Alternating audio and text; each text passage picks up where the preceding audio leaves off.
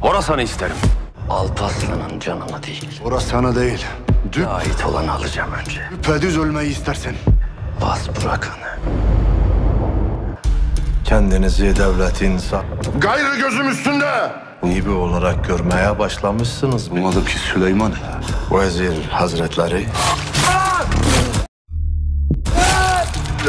Daha da ileri gitmesin. Horasan benimdir. Ben sizin Kimseye vermem. düşündüğünüz gibi düşünmem. Karşındaki kardeşinden evvel sultanındır. Öyle olsun. Bundan gayrı senin gibi bir kardeşim yok. Bu Sen Roma için benim sultanım değilsin. yapmak zorundasın kızım. Kesin nefeslerini aslanlar! Seni ezeceğim. Erkek gibi dövüşün.